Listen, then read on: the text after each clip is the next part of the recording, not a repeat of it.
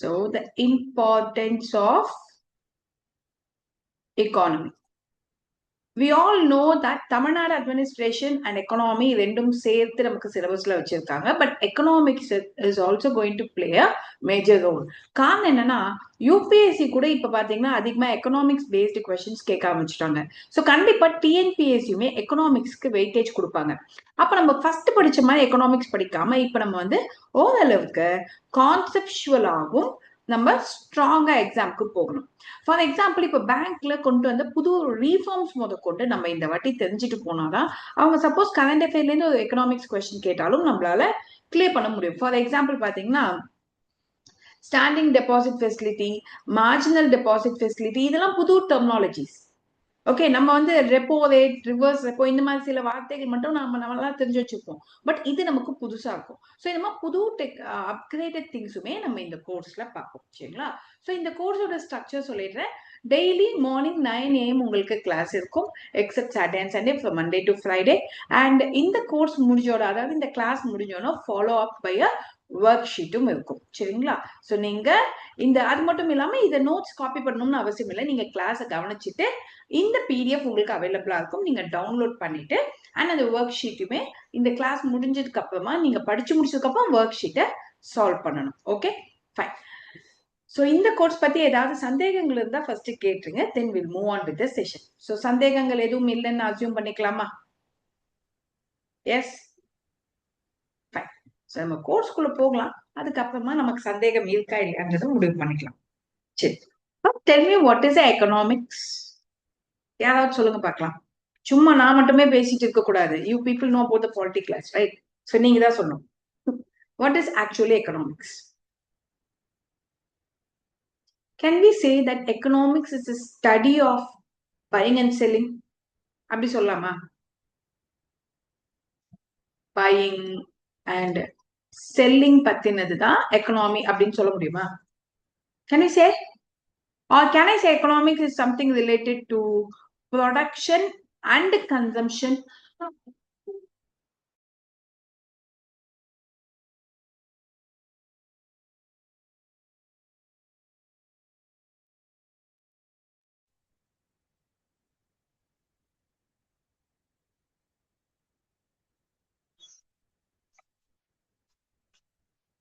Sorry all, my Lilliput is having holiday today. அதனால நடுவுல கொஞ்சம் டிஸ்டர்ப் பண்ணாங்கன்னா யாரும் ஏதோ நினைச்சுக்காதீங்க. Okay, fine. சரி, ப்ரொடக்ஷன் அண்ட் கன்சம்ஷன் இது பத்தின அனாலிசிஸ் எக்கனாமிக்ஸ்னு சொல்லலாமா? ஃபைன். சரி, நம்ம எக்கனாமிக்ஸ்னா என்னன்றத நீட்டா டிகோட் பண்ணிடலாம். So what is economics? எக்கனாமிக்ஸ்ன்றது ஒரு சோஷியல் ஸ்டடி. ஸோ சோஷியல்னாலே சொசைட்டி சம்பந்தப்பட்ட ஒரு studies. And it will study what அப்படின்னு பாத்தீங்கன்னா, ஒரு இண்டிவிஜுவல் எனக்கு என்ன தேவை, அதை ஒரு ஃபர்ம் எனக்கு என்ன கொடுக்குது, அப்போ அந்த ஃபர்மை அரசாங்கம் எப்படி ரெகுலேட் பண்ணுது for the needs of the society.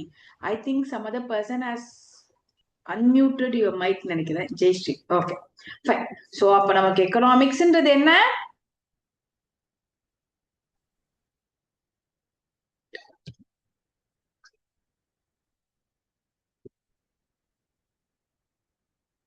One minute. நம்ம கொஞ்சம் ஒயிட் போர்ட்ல டிஸ்கஸ் பண்ணலாம், so that it will be easy for you to understand. அதுக்கப்புறம் பிபிடி போலாம். ஸோ பொதுவா எக்கனாமிக்ஸ்ன்றது ஒரு சைக்கிள் மாதிரி. இப்ப இந்த சைக்கிள்ல 4 பேருமே இருப்பாங்க. So first we the individual, நமக்கு தேவையானதை இந்த பக்கம் ஃபர்ம் ப்ரொடியூஸ் பண்ணி கொடுக்கும். பட் இந்த ஃபர்மை கண்டிப்பா கண்காணிக்க இன்னொரு கேரக்டர் வேணும். அப்ப இன்னொரு கேரக்டர் யாருன்னா நம்மளோட கவர்மெண்ட். எதுக்கு மேம் கண்காணிக்கணும் அப்படின்னா, எப்பவுமே ஒரு ஃபர்ம், ஒரே ஒரு ஃபர்ம் இருந்துச்சுன்னா மோனோபோலின்னு சொல்லணும். மோனோபோலினா இவன் மட்டும்தான் இதனுடைய பொருட்களினுடைய விலையை நிர்ணயிக்க செய்வான். ஏன்னா வேற காம்படிட்டர்ஸ் இல்லைன்னு போது இவன் வைக்கிறது தான் அங்க விலையா இருக்கும். அது நாளைக்கு சமுதாயத்துக்கு கேடாவும் இருக்கும். அப்ப இவனை ரெகுலேட் பண்ண கவர்மெண்ட். அண்ட் இந்த கவர்மெண்ட் யாருக்காகனா ஃபார் த சொசைட்டி. அப்போ ஒரு தனி நபரோட நீடு அப்படியே ஒரு டோட்டல் இக்கானமிய ட்ரிகர் பண்ணி விடும். ஓகேங்களா? அப்ப economics is actually study of சொசைட்டின்னு கூட எடுத்துக்கலாம். Social. Okay, social science where ஒரு இண்டிவிஜுவல், ஒரு ஃபர்ம், கவர்மெண்ட், சொசைட்டி, இவங்க 4 பேருமே நமக்கு இன்டெகிரேட் ஆகுறாங்க. சரிங்களா? சோ இப்ப இன்னும் ஃபர்தர் நம்ம வந்து எக்கனாமிக்ஸ் பத்தி புரிஞ்சுக்கும் போது உங்களுக்கு தமிழ் ஸ்டூடெண்ட்ஸ் தமிழாக்கம் அந்தந்த ஸ்லைட்லயே இருக்கும். ஓகேங்களா? சோ அப்போ இண்டிவிஜுவல், ஃபர்ம், கவர்மெண்ட் அந்த சொசைட்டி. இவங்களோட மெயின் டாஸ்க் என்னன்னா, நம்ம இந்தியாலையும் சரி மத்த நாடுகள்லயும் சரி எல்லா ரிசோர்சஸும் அபண்டன்டா இருக்கான்னு கேட்டா கிடையாது. எல்லாமே கம்மியா இருக்கு. ஆனா மக்கள் தொகை அதிகமா இருக்கு. அப்ப இருக்கக்கூடிய இந்த கம்மியான விஷயத்தை எடுத்து எல்லா மக்களுக்கும் சரிசமமா எப்படி யூட்டிலைஸ் பண்ண வைக்கிறது அப்படின்றதுதான் இந்த எக்கனாமிக் ஸ்டடீஸ்ல நம்ம பார்ப்போம். சரிங்களா? ஃபைன். இப்போ Alfred Marshall and Adam Smith இவங்க ரெண்டு பேருமே எக்கனாமிக்ஸ் பத்தி ஒரு அழகான டெஃபினிஷன் கொடுத்திருப்பாங்க. இந்த மாதிரி டெஃபினிஷன்ஸை கண்டிப்பா நீங்க மெமரைஸ் பண்ணணும். ஏன்னா மெயின்ஸுக்கு நீங்க இதெல்லாம் வச்சுதான் உங்களோட ஹூக்கை கிரியேட் பண்ணி மார்க்ஸை ஸ்கோர் பண்ண முடியும். இதை ஞாபகம் வச்சுக்கோங்க. ஸோ இதுக்கு நீங்க தேட வேண்டிய அவசியம் இல்லை. நான் நோட்ஸ்ல எந்த டெஃபினிஷன் கொடுக்குறேனோ அதை அப்படியே மெமரைஸ் பண்ணிக்கோங்க. சரியா? மிஸ்டர் ஆல்ஃபர்ட் மார்ஷல் என்ன சொல்றாங்களேன், economic is a study of mankind. ஆமா தானே? இப்ப ஃபார் எக்ஸாம்பிள் எனக்கு ஒரு ஆசை ஏற்படுது, எனக்கு ஒரு நீடு ஏற்படுது. அப்ப அந்த நீடை நான் தேடும் போதுதான் அதை யாராவது ப்ரொடியூஸ் பண்றான். அப்ப எக்கனாமிக்ஸ்ன்றது ஒரு மேன்கைண்டோட நீட்ஸ் என்னென்ன, அவனோட வான்ஸ் என்னென்ன, தேவைகள் என்னென்னன்றத அனாலிஸ் பண்ணி அதை இன்னொருத்த எக்ஸ்ப்ளாய்ட் பண்ணாம இருக்கிறது எப்படி அப்படின்றதுதான் எக்கனாமிக்ஸ். அப்ப study of mankind in ordinary business of life. இங்க ஆர்டினரி பிசினஸ் ஆஃப் லைஃப்ன்றது ஒரு சாதாரண மனிதனினுடைய வாழ்க்கையில் தேவையான பொருட்களை எப்படி ப்ரொடியூஸ் பண்ணி அவன் எப்படி கெட்டு போகாம அதை பாதுகாக்கிறது அப்படின்றதுதான் எக்கனாமிக்ஸ் அப்படின்றாங்க. சோ இந்த மாதிரி டெஃபினேஷன் படிக்கும் போது நீங்க சிம்பிளா இப்ப இங்க பாருங்க, மார்ஷல், மேன்கைண்ட். சோ இந்த ரெண்டு கீவேர்டு, ஓகே, மேன், இந்த ரெண்டு கீவேர்ட்ஸை டேக் பண்ணிக்கணும். ஓகே, ஏன்னா மெமரைஸ் பண்றதுதான் ரொம்ப கஷ்டமே டெஃபினேஷன். ஆனா சில டெஃபினேஷன்ஸ் நீங்க கொஞ்சம் ட்ரிக் வச்சுக்கிட்டீங்கன்னா ஈஸியா மெமரைஸ் பண்ணிக்கலாம். இப்ப அடுத்து பாத்தீங்கன்னா ஆடம் ஸ்மித். பொதுவா ஆடம் ஸ்மித் அவர்களை ஃபாதர் ஆஃப் எக்கனாமிக்ஸ் சொல்லுவாங்க. ஏன் அப்படின்னு நான் சொல்றேன். ஆக்சுவலி இவர் ரெண்டு புக் எழுதியிருப்பார். இந்த ரெண்டு புக்கை பேஸ் பண்ணி ரெண்டு தியரி கண்டுபிடிச்சிருப்பார். ஃபர்ஸ்ட் இங்க பாருங்க, தியரி ஆஃப் மாரல் சென்டிமெண்ட்ஸ். அது என்னமா மாரல் சென்டிமெண்ட்ஸ் அப்படின்னீங்கன்னா, ஒரு மனிதனுடைய தேவைகளும் சரி வான்ஸும் சரி அவனோட நம்பிக்கைக்கு உட்பட்டது அப்படின்னு சொல்லியிருப்பாரு. அவன் என்ன பிரின்சிபல் ஃபாலோ பண்றான். ஃபார் எக்ஸாம்பிள் எடுத்துப்போம். சரி, இப்ப எல்லாருக்குமே நீட்ஸ் ஒரே மாதிரி இருக்கா சொல்லுங்களேன்.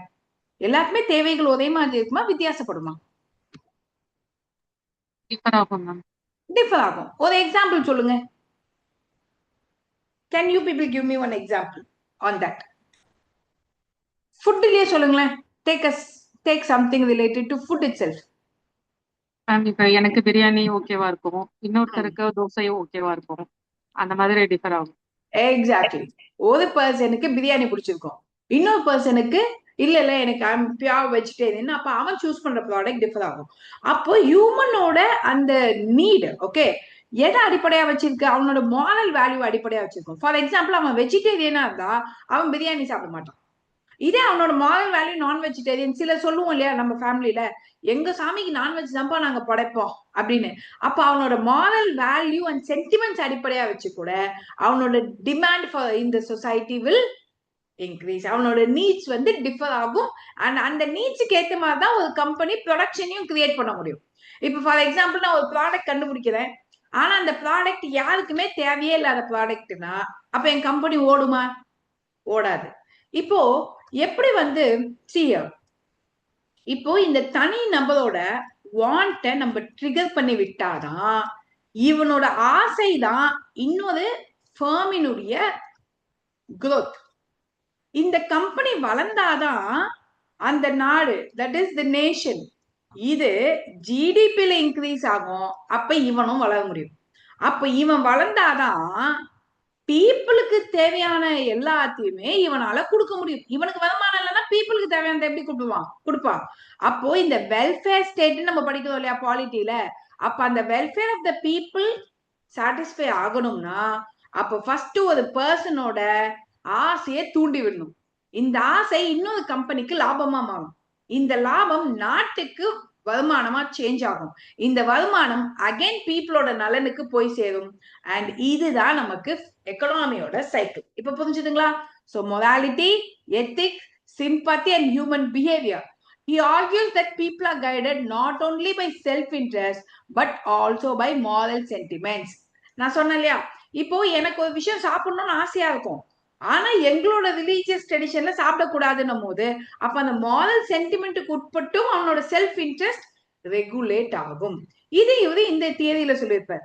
அப்ப எக்கனாமின்றது ஜஸ்ட் ஒரு இண்டிவிஜுவலை பத்தி மட்டும் கிடையாது, ஒரு சொசைட்டியும் சார்ந்தது அப்படின்னு சொல்லியிருப்பார். அண்ட் இங்க பாத்தீங்கன்னா an enquiry into the nature and cause of wealth of the nation. நான் சொன்னேன் இல்லையா, சோ இது நேச்சர், இந்த நேச்சரோட வெல்த் நேஷனோட வெல்த்தா எப்படி கன்வெர்ட் ஆகும் அப்படின்றது இந்த புக்ல அவர் எக்ஸ்பிளைன் பண்ணியிருப்பார்.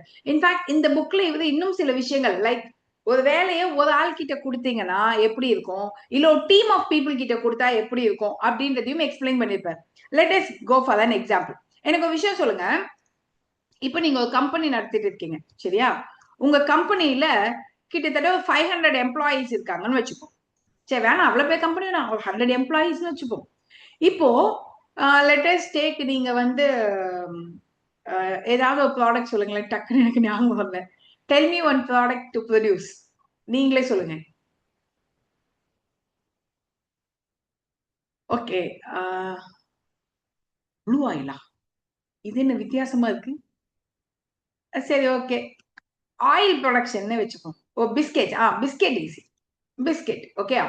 இப்போ ஒரு பேக்கெட் ஆஃப் பிஸ்கெட்டுக்கு ஃப்ளாரை வாங்கி அந்த ஃப்ளாரை டோவா மாத்தி, அதாவது மாவா பிசைஞ்சு அதுக்கு தேவையான இன்கிரீடியன்ஸ் எல்லாம் போட்டு அதை பேக் பண்ணி அதை பீசஸா கட் பண்ணி பேக் பண்ற வரைக்கும் ஒரு பாக்கெட் ஆஃப் பிஸ்கெட்டோட வேலைய ஒரு இண்டிவிஜுவல் கிட்ட கொடுக்கறதா, அப்படி இல்லைன்னா ஒரு டீம் ஆஃப் இண்டிவிஜுவலை பிரிச்சு பிரிச்சு வச்சு ஃபர்ஸ்ட் நீ மாவை அளக்கவும், you measure the flour, you add oil, you make the dough, okay, மாவை நீ கிரியேட் பண்ணு. அடுத்து இன்னொரு டீம் ஆஃப் பீப்புள் வந்து அந்த மாவை பேக் பண்ணட்டும், அண்ட் இன்னொரு டீம் இத பிஸ்கெட்ஸா கட் பண்ணட்டும், அண்ட் இன்னொரு டீம் இத பேக் பண்ணட்டும். நீங்க எனக்கு சொல்லுங்க, ஒரு இண்டிவிஜுவல் கிட்ட ப்ரொடக்ஷன்ல இருந்து பேக்கிங் வரைக்கும் கொடுக்கறது பெட்டரா, இல்ல இந்த மாதிரி பிரிச்சு கொடுக்கறது பெட்டரா? எது பெட்டரா நமக்கு அவுட்புட் கொடுக்கும்? Tell me that. So team of individual கொடுக்கும் இல்லையா Monisha? others do you accept? இப்படி பண்ணினா நமக்கு ப்ரொடக்ஷன் இன்க்ரீஸ் ஆகுமா ஆகாதா? see if you cannot understand, பயப்படாதீங்க, திரும்ப கேளுங்க. இப்ப நம்மளோட ஆடம் ஸ்மித் என்ன சொல்றாருன்னா, ஒரு ஆள் கிட்ட ஸ்டார்டிங் பாயிண்ட் ஆஃப் அ திங்ல இருந்து எண்ட் வரைக்கும் ஒரே ஆள் கிட்ட கொடுத்தீங்கன்னா இவனுக்கு வந்து வேலை செய்யும் போது என்னடா அப்படின்ட்டு ரொம்ப இரிட்டேட் ஆகி அதுல எஃபிஷியண்டா வேலை செய்ய மாட்டான். ஆனா ஒரு டீம் ஆஃப் ஆளு கிட்ட ஒரு டாஸ்க், ஃபார் எக்ஸாம்பிள் நான் சொன்னேன் இல்லையா, மாவு சூஸ் பண்றதுல இருந்து ஃபார் எக்ஸாம்பிள் ஃபிளாரோட மெஷரிங் ஒரு ஆளு, இப்படி ஒவ்வொரு டீம் கிட்ட கொடுக்கும் போது அவங்க ரிப்பீட்டடா ஒரே விஷயத்த செய்யும் போது இதுல அக்யூரசி இன்க்ரீஸ் ஆகும். ஆமாவா இல்லையா? அப்ப மாவு அளக்கிறதுல என்ன அடிச்சுக்கவே முடியாதுன்னு அதுல நான் ஸ்பெஷலிஸ்டா மாறுவேன். இப்ப இந்த இடத்துல பாத்தீங்கன்னா ஏதாவது ஒரு இடத்துல நான் தப்பு பண்ண வாய்ப்பு இருக்கு, ஆனா என்னை இப்படி பிரிச்சு விட்டாங்கன்னா ஐ வில் ஒர்க் எஃபிஷியன்ட்லி. அப்ப இததான் டிவிஷன் ஆஃப் லேபர்னு சொல்றாங்க. அப்ப இந்த டிவிஷன் ஆஃப் லேபர் நம்மளோட எக்கனாமிக்கு ரொம்ப முக்கியம். ஏன்னா ப்ரொடக்ஷன் இன்க்ரீஸ் ஆனாதான் எக்கனாமி இன்க்ரீஸ் ஆகும். அப்போ இந்த டிவிஷன் ஆஃப் லேபருக்கும் ப்ரொடக்ஷனுக்கும் கனெக்ஷன் இருக்கா? ப்ரொடக்ஷன் இருந்தாதான் நமக்கு ப்ராஃபிட் வருமா? ப்ராஃபிட் இருந்தாதான் நம்மளோட நாட்டினுடைய வருமானம்னு சொல்லக்கூடிய நேஷனல் இன்கம் ஆர் ஜிடிபி வளருமா? அப்ப யோசிச்சு பாருங்க, ஒரு சின்ன கான்செப்ட் தான், ஆனா அந்த கான்செப்ட் எந்த அளவுக்கு நாடு வரைக்கும் கொண்டு போய் கனெக்ட் ஆகுதுன்னு. இந்த கான்செப்ட கொடுத்த காரணத்தினாலதான், இந்த மாதிரி சில கான்செப்ட்ஸ் கொடுத்ததுனாலதான் ஆடம் ஸ்மித்தை நம்ம ஃபாதர் ஆஃப் எக்கனாமிக்ஸ் அப்படின்னு சொல்றோம். R you clear my tears? இப்ப இது வரைக்கும் தெளிவா இருக்கு இல்லையா? எந்த குழப்பமும் இல்லையா? ஏதாவது டவுட்ஸ் இருந்தா ஃபர்ஸ்டே கேட்டுருங்க. நம்ம அடுத்தது முக்கியமான டாபிக் போவோம். ஸோ அடுத்து நம்ம எலமெண்ட்ஸ் ஆஃப் எக்கனாமிக்ஸ் பார்க்கணும். So let us see what is the elements of economics. இப்போ சில ஸ்டூடெண்ட் வந்து டிஎன்பிஎஸ்சி தானே அப்படின்னு ரொம்ப கேர்லெஸ்ஸா இருக்கீங்க, but please don't do that. டிஎன்பிஎஸ்சிலுமே கொஞ்சம் டிஃப்ரெண்டான கொஸ்டின்ஸ் கேட்க வாய்ப்புகள் உண்டு. சரி, இப்போ ஒரு எக்கனாமிக்ஸுக்கு என்னென்ன தேவை? நான் என்ன சொன்னேன்? செல்லிங், பையிங், ப்ரொடக்ஷன், கன்சம்ஷன், வாங்குறது, விற்கிறது, ப்ரொடியூஸ் பண்றது, அதை யூட்டிலைஸ் பண்றது, இதான் எக்கனாமிக்ஸோட அடிப்படை. நடுவுல கவர்மெண்ட் நான் என்ன பண்ணுவேன், இவெல்லாம் ஒழுங்கா செயல்படுறான்னு மானிட்டர் பண்ணுவேன், சரிங்களா, ரெகுலேட் பண்ணுவேன். இதான் கவர்மெண்ட் என்னோட வேலை.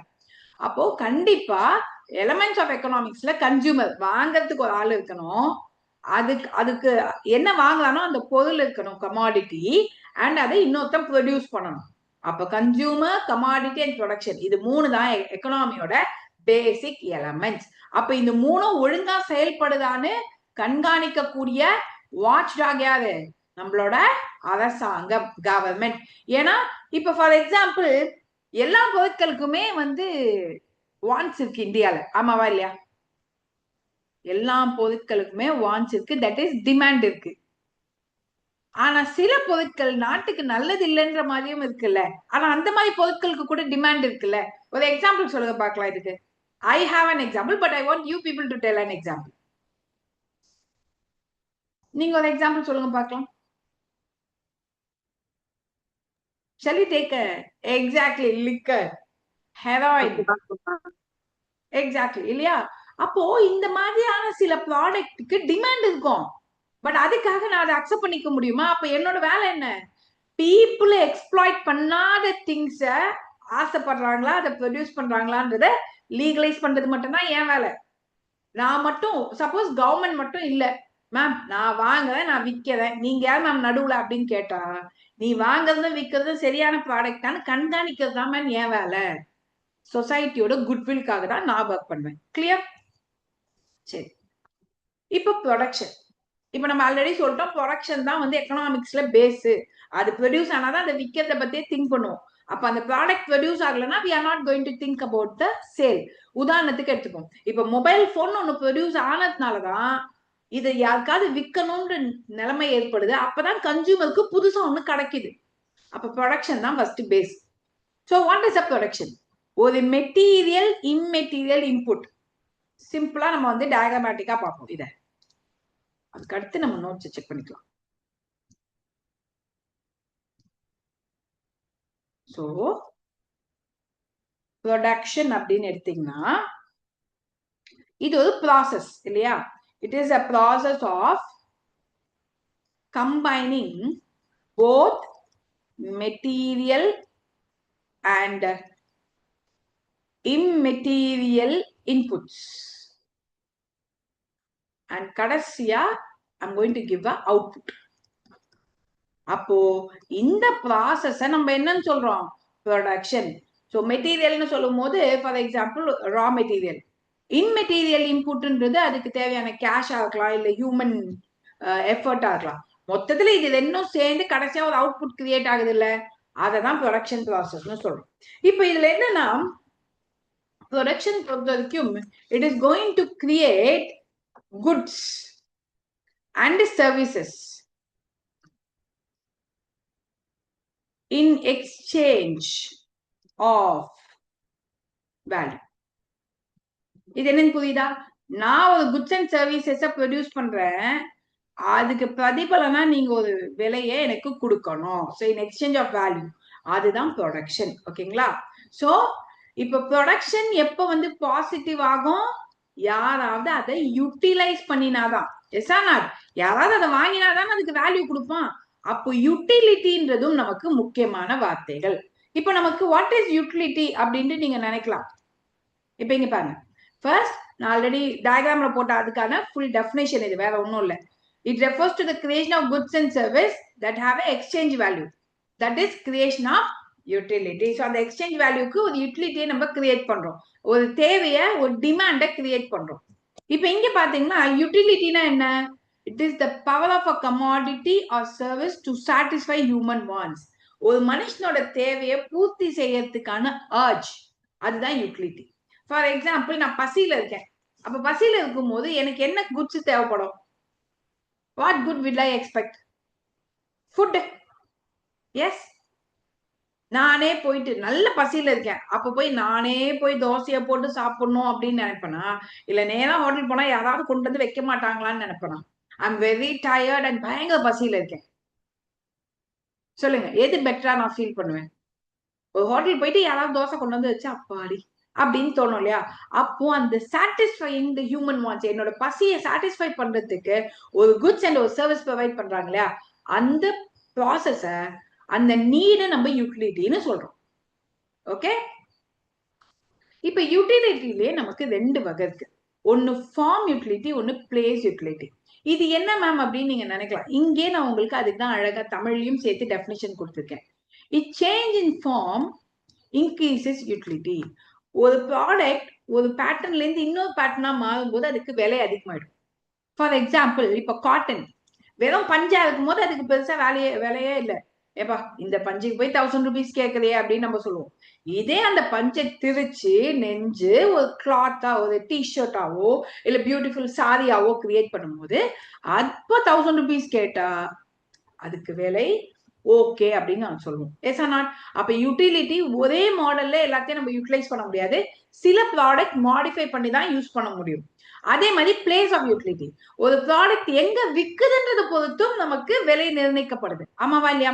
உதாரணத்துக்கு have you seen this what you call நாவல் பழம்? you call it at some jamun இல்ல அது? have you seen that நாகப்பழம் or நாவல் பழம்? சோ இப்ப இதெல்லாம் பாத்தீங்கன்னா வில்லேஜ் சைட்ஸ்ல அப்படியே கொட்டி இருக்கும். அங்க போய் நீங்க வந்து ஒரு 10 rupees கொடுத்தீங்கன்னா அப்படி எடுத்து இவ்வளவு கொடுப்பாங்க. ஆனா அதே நீங்க சிட்டிக்குள்ள இவ்வளவு கேளுங்க, it will B around 300 rupees. எவ்வளவு நான் கை காமிக்கிறவாங்க, இதை நல்லா கவனிச்சுக்கோங்க. இந்த அமௌண்ட் ஆஃப் நீங்க அந்த ப்ராடக்ட் வாங்கணும்னா 300 rupees. இதே வில்லேஜ்ல ஒரு 10 rupees or 20 rupeesக்கு அப்படி எடுத்து இப்படி கொடுப்பாங்க நமக்கு. அப்போ ஒரே ப்ராடக்ட் தான், ஆனா எங்க யூட்டிலைஸ் பண்றாங்க? இத கூட விட்டுருங்க, நுங்கு எடுத்துப்போம். ஐஸ் ஆப்பிள நுங்கு நுங்கு எத்தனை பேர் நம்ம வந்து வில்லேஜஸ்ல யூஸ் பண்றோம், எத்தனை பேர் சிட்டில வாங்குறோம்? சிட்டில ஒரு நுங்கோட விலை எவ்வளவு தெரியுமா? ஒரு பீஸ் நான் சொல்றது. அதே வில்லேஜஸ்ல எவ்வளவு இருக்கும்? வில்லேஜஸ்ல அந்த நுங்கு அப்படியே ஒண்ணு கொடுப்பாங்க, 3 பீஸ் இருக்கும், சேர்த்து 10 rupees இருக்கும், மிஞ்சி மிஞ்சி போனா. எஸ், ஆனா சென்னையில ஜஸ்ட் ஒரு பீஸ், அந்த ஒரு நுங்குக்குள்ள 3 பீஸ் இருக்கும் நான் சொல்றது. ஆனா சென்னையில ஒரு பீஸ் 12 rupees to 15 rupees. அப்ப எங்க அது வாங்குறோன்ற பிளேஸ வச்சுமே யூட்டிலிட்டியை வச்சுமே நமக்கு அந்த விலை நிர்ணயிக்கப்படுதா? Yes or not? சோ ஒரு ப்ரொடக்ஷன் யூட்டிலிட்டியை கிரியேட் பண்ணும், யூட்டிலிட்டி கூட எந்த இடம்ன்றது பேஸ் பண்ணி டிஃபர் ஆகும். சரிங்களா? இப்போ இதெல்லாம் கான்செப்சுவலா ஒரு கொஸ்டின் கேட்டாங்கன்னா நீங்க இந்த அளவு புரிஞ்சுக்கிட்டீங்கனாலே அந்த ஸ்டேட்மெண்ட்டை கண்டுபிடிச்சிடலாம். சரிங்களா? சோ நமக்கு எந்த ஆங்கிள்லயுமே மிஸ் ஆயிடக்கூடாதுன்ற அளவுக்கு தான் உங்களுக்கு எல்லாம் சாப்டர்ஸ்மே கோடிஃபை பண்ணியிருக்கேன். இப்போ இந்தியா நம்ம என்ன பண்ணிட்டு இருக்கோம்னா, நம்ம மிக்ஸ்ட் எக்கானமின்ற பேட்டர்னை வச்சிருக்கோம். இந்த சென்ஸ் மக்களுக்கு தேவையான சில குட்ஸ் அண்ட் சர்வீசஸ கவர்மெண்ட் பாதி நான் கொடுத்துடுவேன், மிச்ச பாதிய பிரைவேட்டை கொடுக்க சொல்லுவேன். ஆனா இந்த பிரைவேட்டையும் நான் கண்காணிச்சுட்டே இருப்பேன். So I allow both public and private in the same industry. So mixed economy. சரிங்களா? இப்ப அடுத்தது, இப்ப ப்ரொடக்ஷன்லேயே பல வகை இருக்கு. Primary sector. ஸோ பிரைமரி செக்டார்ன்றது என்ன? நமக்கு ஆக்சுவலி ப்ரொடக்ஷன்ல 3 டைப் இருக்கு. Primary, secondary, tertiary. இது வரைக்கும் நம்ம இதான் தெரிஞ்சு வச்சிருக்கோம். ஆனா ஆக்சுவலி 4 இருக்கு. மிச்சம் 2 என்னன்னு நான் சொல்றேன். Okay, so what is a primary sector? Activity related to taking from the natural resource. இயற்கையான பொருளை அப்படியே எடுத்து பயன்படுத்துறது நமக்கு primary sector. Like agriculture, fishing, forestry, mining, இதெல்லாம். இதே செகண்டரி செக்டார்ன்றது அந்த நேச்சுரல் ப்ராடக்டை, ரா மெட்டீரியலை ஒரு ப்ராடக்டா ஃபினிஷ்டு குட்ஸா மாத்துறது secondary sector. Like industries, textile, automobile industry, any industry is a secondary sector. இதே டெர்ஷரின்றது service activity that supports the production and consumer. Like for example, ஒரு industry நடக்கணும்னா அதுக்கு ஃபினான்சிங் தேவை. அப்ப பேங்க் கடன் கொடுப்போம். சில குட்ஸ், நான் ஒரு டிரான்ஸ்போர்ட் கம்பெனி ரன் பண்ணுவேன். ஸோ அந்த கம்பெனி வந்து என்கிட்ட கேட்பான், சார் ஹார்பர்ல இருந்து எனக்கு குட்ஸை கொண்டு வந்து கொடுக்கணும். அப்ப நான் லாரி சப்ளை பண்ணுவேன், டிரான்ஸ்போர்ட். அண்ட் அங்க வந்து எஜுகேட்டட் எம்ப்ளாயிஸை கொடுக்கக்கூடிய எஜுகேஷனல் இன்ஸ்டிடியூஷன். அப்ப இதெல்லாம் நமக்கு இந்த மாதிரி சர்வீஸா கொடுக்கறது எல்லாமே டெர்ஷரி செக்டார். இப்ப இது வந்து ஆண்டாண்டு காலமா நம்ம இந்த 3 செக்டார் படிச்சு வச்சிருக்கோம். பட் இது கூட இப்போ கொஞ்சம் வருஷங்களா 3ஆவதா ஒண்ணு சேர்ந்திருக்கு, quaternary sector. இது என்ன ma'am quaternary sector? Knowledge paste and information oriented activity. அதாவது முன்னாடி எல்லாம் இந்த ஐடியை வந்து நம்ம சர்வீஸ் செக்டார்ல வச்சிருக்கோம். இப்ப வந்து ஐடியாலதான் ஒரு நாடே வளருதுன்றத முடிவு பண்ணி அதை தனியா பிரிச்சுட்டாங்க. அப்ப R&D, IT, data analysis, data science and providing data science consultation, இதெல்லாம் நமக்கு quaternary sector. சரி, இவன் மட்டும் தான் கேட்டா கிடையாதே, குவைனரின்னு ஒண்ணு வச்சிருக்காங்க. இது நம்ம புதுசா இருக்குன்னு நினைக்கலாம். இது என்னன்னா high level decision making and policy making activity. That is top government official, policy maker, judges, vice chancellor and பெரிய பெரிய கம்பெனியோட சிஇஓஸ். இவங்கெல்லாம் 5வது செக்டாரா இந்தியால. இப்ப புரிஞ்சுதா? சோ நம்ம ஆண்டாண்டு காலமா 3 செக்டார் மட்டும் தான் ஞாபகம் வச்சிருப்போம். இப்ப 5 செக்டார் இருக்கு நமக்கு. ஓகே, அப்ப இவங்க எல்லாருமே ஒரு நாட்டினுடைய வளர்ச்சியை முடிவு பண்றாங்கன்றதுதான் அர்த்தம். ஆல் த 5 செக்டார் டுகெதர் நமக்கு நாட்டினுடைய ஜிடிபிக்கு பிளான் பண்ணும். இப்ப கூட பாத்தீங்கன்னா ரீசெண்டா மானிட்டரி பாலிசி கமிட்டி என்ன சொல்லியிருப்பாங்கன்னா, நம்ம ஜிடிபி வளர்ச்சி வந்து ப்ரெடிக்ட் பண்ணதை விட ஒரு 3% கீழே இறங்கி இருக்கு அப்படின்னு சொல்லியிருக்காங்க. இது ரீசெண்டான கரண்ட் அஃபேர். சரிங்களா? சோ முன்னாடி பாத்தீங்கன்னா அவங்க 6.9 என்னவோ ப்ரெடிக்ட் பண்ணியிருந்தாங்க. பட் இப்போ 6.6% அப்படின்னு சொல்லியிருக்காங்க. சோ இதையுமே நோட் பண்ணிக்கோங்க. இப்போ உங்களுக்கு தோணும், ma'am what is this MPC? Monetary, உங்களுக்கு முக்கியமான கரண்ட் அஃபேர்ஸ்மே நான் சொல்லிடுவேன். சரிங்களா? Policy committee. இந்த மானிட்டரி பாலிசி கமிட்டின்றது 2016 தான் ஃபார்ம் பண்ணிருப்பாங்க. இன்ஃபேக்ட் இன்ஃபிளேஷனோட ரேட்டு, ஜிடிபியோட ரேட்டு, பேங்க் ரேட்டு, இது எல்லாத்தினுடைய ரேட்டை முடிவு பண்றது இந்த மானிட்டரி பாலிசி கமிட்டி. சரிங்களா? இதுல முக்கியமான விஷயம் என்னன்னா, முன்னாடி 2016 முன்னாடி ஆர்பிஐ தான் இந்த வேலையை பார்த்துட்டு இருந்தாங்க. இப்போ இவங்க பாக்குறாங்க. கிளியர்? அப்போ நம்மளோட ஜிடிபி தான் நம்ம நாட்டினுடைய வளர்ச்சியை முடிவு பண்ண போது. அப்ப அந்த ஜிடிபியை முடிவு பண்றது, ப்ரெடிக்ட் பண்றது நம்மளோட எம்பிசி, முன்னாடி ஆர்பிஐ. Clear with it? இப்ப நான் சொல்லி கொடுத்த இது வரைக்கும் எக்கனாமிக்ஸ்ல எந்த டிஃபிகல்ட்டியும் இல்லாம போகுதுன்னு எடுத்துக்கலாமா? உங்களுக்கு ஏதாவது சந்தேகம் இருந்தாலும் கேளுங்க. இப்ப 2 மினிட்ஸ் உங்களோட டவுட் கிளியரிங். அதுக்கு அடுத்து நம்ம அடுத்த டாபிக் புஷ் பண்ணலாம். Any doubts?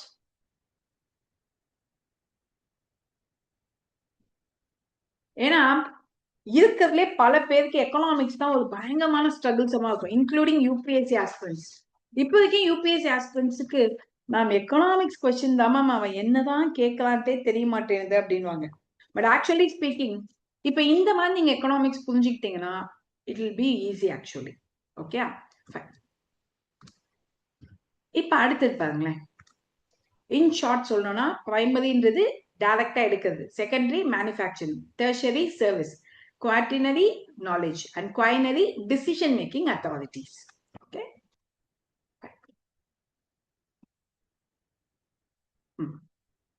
இப்ப ப்ரொடக்ஷன். ஒரு ப்ரொடக்ஷனுக்கு தேவையான திங்ஸ் என்னன்னு?